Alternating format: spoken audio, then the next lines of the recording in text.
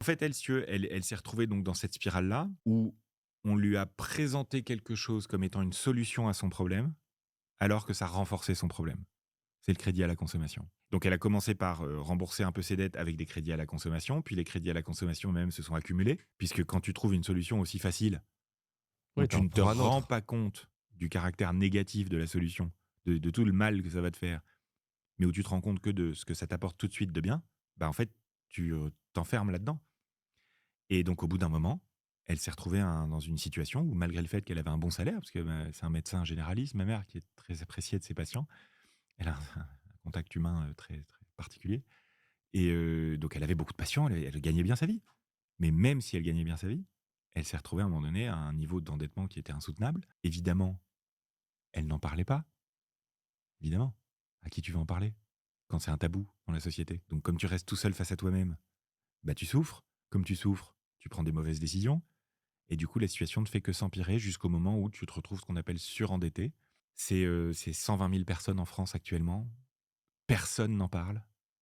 C'est des situations qui génèrent des souffrances humaines, énormes et où les gens sont, pas du tout accompagnés, humainement dedans.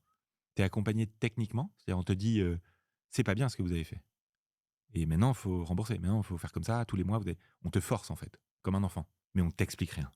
Personne t'explique en fait. Donc il y a eu un jour, moi c'est quelque chose que j'ai déjà raconté et qui est pas, dramatique, si tu veux. Il y a des gens qui souffrent beaucoup plus que moi dans la vie et c'est pas le sujet, si tu veux. C'est juste pour expliquer, aider les gens à ressentir, si tu veux.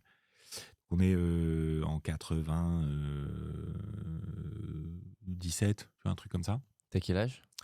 Bah, j'ai 12 ans, 13 ans, par là et il se trouve que ma mère travaille tard, elle est médecin et donc moi, quand je sors du collège, ou du lycée, je me rappelle plus, je pense que j'étais en troisième, un truc comme ça, 4 peut-être, je récupérais ma petite sœur à l'école. Elle, je la ramenais à la maison et on attendait à la maison. Moi, je faisais mes devoirs et puis on attendait que ma mère rentre ensuite, comme beaucoup d'enfants font. L'ado, il s'occupe de la plus petite, il la ramène à la maison, voilà. Sauf que là, en arrivant, devant la porte, enfin de l'appart, si tu veux, c'est un truc que je me rappellerai évidemment toute ma vie.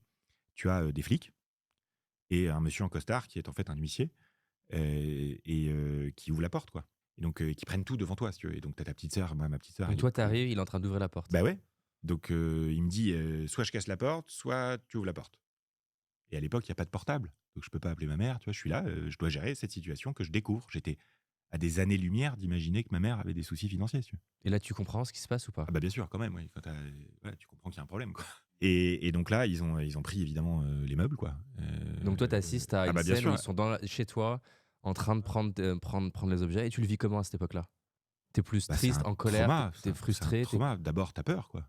OK. Tu te demandes ce qui se passe, en fait et après, moi, très vite, j'ai été concentré sur le fait de protéger ma petite sœur parce qu'elle était beaucoup plus petite que moi. Elle avait 7, 8 ans et pour elle, c'était un traumatisme encore plus risqué que pour moi, si tu veux, de